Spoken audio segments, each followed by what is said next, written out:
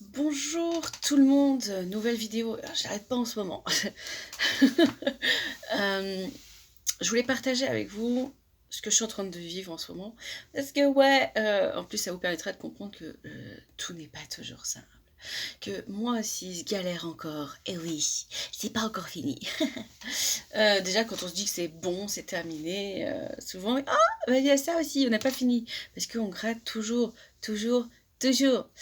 Euh, et moi, mon truc qui gratte en ce moment, depuis la nouvelle lune, elle était puissante cette nouvelle lune, hein. Et tout compte fait, oui, on en parle de la nouvelle lune. Euh, Elle a donc titillé mon relationnel amical. Euh, bah, ça fait mal, évidemment, ça fait mal. Parce que on a des relations, et moi je suis quelqu'un de très entière, très ouverte, et quand je suis, voilà, quand j'ai des liens avec quelqu'un,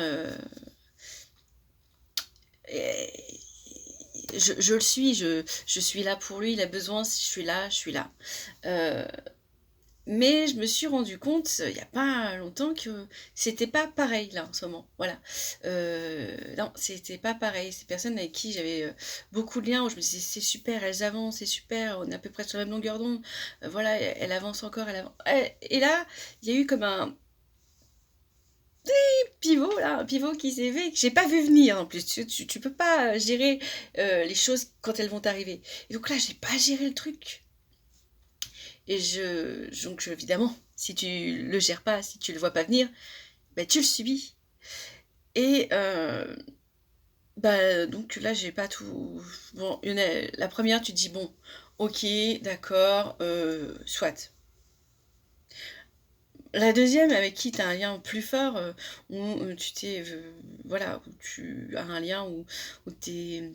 Ouais, tu parles, tu as des communications, on partage, on partage. Il y a du partage, il y a beaucoup de partage. Et là, d'un coup, elle te dit, non, j'ai décidé, là, ça y est, je me priorise. Je pense à moi, je mets moi et ma famille au premier plan. Et là, et là pour moi, je dis ouais, ok, d'accord, bah, soit.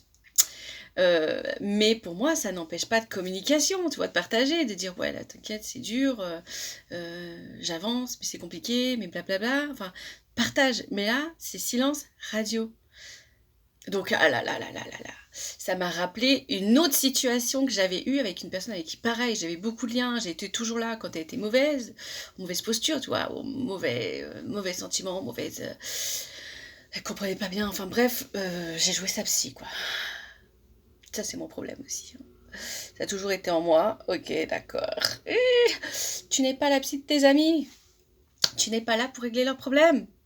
Mais c'est quoi l'amitié? Quelle est la vraie définition de l'amitié? C'est ça que je suis en train de travailler. C'est quoi être ami?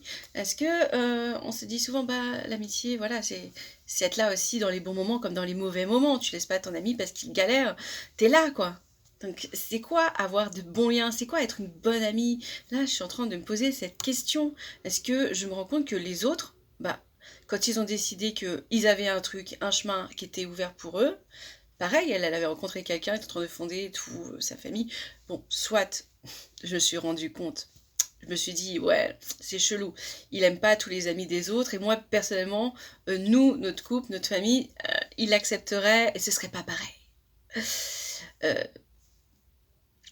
j'ai eu la réponse, même si je m'en doutais, c'était un pervers narcissique. Et donc, il a isolé de tout lien social. Et quand elle a fait cette démarche, elle est revenue au moment où justement j'avais un peu bossé sur ça, parce que j'étais vraiment très en colère et que je voulais plus en entendre parler et que euh, voilà, j'avais réglé pour moi, voilà, c'était mort quoi. Et quand j'ai parlé, j'ai revu cette fille par hasard. J'étais sortie avec des copines et dans le lieu où j'ai été, eh ben, elle était là. Ouais, elle était là. Je l'ai accueillie, je savais, j'étais prête à la revoir.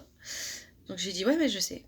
Elle m'a dit ouais mais c'était un gros connard, il m'a fait ci, il m'a fait ça, je suis vraiment désolée et tout. J'ai dit oui, je sais. Non non ça ne m'étonne pas. Oui, oui, oui, oui, je sais. Que veux-tu? Tu devais le vivre, hein. Tu devais vivre cette relation. Mais évidemment, on n'est pas redevenus potes comme avant. Évidemment, c'est cassé. Si tu casses ma confiance, tu peux pas je peux pas redonner la même confiance que je te donnais sur le lien qu'on avait. On peut pas redevenir pareil. Du coup, on s'est revus, on a fait la paix, elle est repartie dans sa vie, et moi je suis repartie dans la mienne. Mais il n'y a plus de colère. Mais, et là, c'est là le truc, vous allez voir où j'en vais en venir, c'est que là, avec ce qui s'est passé avec cet autre ami, qui s'est dit, bon voilà, je me priorise. Il faut que je prenne du recul, il faut que je bosse sur moi, il faut que, voilà, voilà. Ok, d'accord, j'ai pas vu les choses venir, mais certes, ok. Mais évidemment, moi, ça déclenche des choses. Oui. Et ça, elle peut pas le contrôler non plus. Elle pouvait pas savoir non plus. Elle pensait peut-être que j'allais bien le vivre, mais je le vis très mal. Du coup, tout s'est réveillé en moi. C'est-à-dire la blessure de rejet, la blessure d'abandon, de trahison, cassure de la confiance, cassure de la fiabilité de notre lien, de la colère, l'incompréhension et l'impression d'être pas considérée dans notre relation. Donc là, c'est tout ce qui est ressorti, c'est tout ce que j'ai ressenti. C'était vraiment très fort, comme vous pouvez vous en rendre compte. Évidemment, je parle avec mes guides qui me disent ok, qu'est-ce qu'il faut que j'apprenne. Bon, j'ai un bon plan de travail à faire, hein, je ne le nie pas. J'ai une bonne feuille de route à bosser. Je vais m'y atteler, mais c'est pas gagné. Voilà, c'est pas gagné parce qu'on nous dit, et c'est ça qui est très dur. Vous comprenez que je vous comprends, c'est très dur. On nous dit, moi, on me disait souvent, soit dans le monde, soit avec les autres, t'as besoin des autres. Et en même temps, on te dit, tout est en toi. Tu as la réponse de tout ce que tu veux. Ok, d'accord, j'ai besoin des autres, mais en même temps, j'ai tout en moi. C'est quel équilibre? Où je dois me placer? Comment on doit vivre les relations? C'est hyper compliqué. Pour l'instant, je vous dirais, j'ai pas encore je n'ai pas la réponse. Si vous croyez que je vais vous dire à la fin, eh ben j'ai trouvé. Eh ben c'est faux, je n'ai pas encore trouvé. C'est très compliqué. Pour moi. Parce que qu'est-ce qu'on attend des autres? Qu'est-ce qu'on attend des autres si toutes les réponses sont en nous? Ils sont nos effets miroirs de ce qu'on ne peut pas voir. Certes, ok. Mais c'est quoi nos liens? C'est quoi l'amitié? C'est quoi au fait? C'est quoi si quand on est... on me demande d'être vrai en même temps, d'être authentique, d'être vrai. Et en même temps, de pas trop en donner, de pas trop en attendre de l'amitié. C'est-à-dire que moi, il faut que j'arrête de me futuriser, par exemple. C'est-à-dire de me dire, ouais, oh, ce serait trop bien de faire ça. Oh, faudrait trop qu'on fasse ça ensemble. Ça. Et elle est peut-être pas partante, tu vois. C'est-à-dire que je dois faire mes projets, mais que pour ma gueule. Je dois pas essayer de me dire, tiens, je vais futuriser et je vais faire ça et on va bosser ensemble et ci et ça. Alors qu'au fait, ça se trouve, elle a aucune envie de bosser avec moi, en fait. Elle est peut-être partie autre part, elle a peut-être d'autres projets. Et peut-être que, ouais, ce serait hyper cool qu'on travaille ensemble. Peut-être pas. De se dire qu'on pourrait être plus proches, qu'on pourrait partager plus de choses avec nos familles respectives. Mais peut-être que pas non plus, en fait. C'est difficile. C'est difficile d'avoir une relation fiable. Parce qu'en plus, ça dépend de notre conscience de qu'est-ce qu'est l'amitié pour soi. Et puis, on a tout ce qu'on a eu, tu sais, cette bande de potes. Alors, prenons la série Friends. Oh, t'as tous envie d'avoir une bande de potes, quoi. Mais tout le monde n'a pas une bande de potes comme ça. Ouais, c'est un gros rêve. Ben oui, depuis tout petit, on a des trucs avec des bandes de potes, des séries avec des bandes de potes. Et toi, quand t'as une bande de potes, à un moment, tu te rends compte qu'ils te lâchent, quoi. Et ça fait mal dans ta petite tronche. Ah oui, toi, t'es dans ton rêve, t'es dans ton truc, toi aussi t'as envie de vivre ce truc où on est tous potes et on est toujours là, serrés dans les coudes, qu'ils soient toujours là pour ci, pour ça. Tu te rends compte que c'est pas ça dans la vraie vie. Ça, c'est ton rêve. Du coup, tu te demandes comment tu fais pour être authentique et vrai et être bien stabilisé dans ta relation amicale. Et que ça sera pas forcément comme dans les séries. où tout le monde est content, tout le monde se voit, tout le monde est sympa. Et quand ça va pas, ben ils sont là et ils font des trucs de ouf même. Et bah ça, c'est pas tout le monde qui l'a. Alors peut-être que ceux qui l'ont, ils ont vraiment une grande chance. Euh, voilà, je sais pas. D'un côté, c'est un kiff, hein. On a grandi avec. Mais c'est pas simple. Et ouais, même que, voilà, il y a beaucoup de personnes qui ont l'impression que j'ai une vie où ça y est, mais t'es tellement haut, t'as trop de chance, tatati. Bah non, en fait, je galère encore. Il y a des points sur lesquels je galère. Il y a des points où je suis passée, c'est clair, où je suis nette, où j'arrive à comprendre, à me positionner. Mais sur cette partie-là, bah, c'est mon iceberg à moi en ce moment, hein. C'est mon gros rocher que je me suis pris dans la tronche et que là, il faut que je répare mon bateau. Et oui, nous aussi on avance, hein. Et nous aussi on apprend encore. Et que je vais faire tout pour traverser cette épreuve. Parce que déjà, j'ai pas envie de m'arrêter là maintenant. Parce que avec toutes les galères que j'ai eues derrière le dos, voilà, de là où je suis partie, j'ai pas envie de m'arrêter ici et de créer un blocage. Parce que si je règle pas ce problème, ça va créer un blocage. Et ça, maintenant, je le sais. Si je veux pas le voir, et ben, je vais avoir d'autres trucs où je serai encore déçue. Et j'ai pas envie d'être déçue du tout la prochaine fois.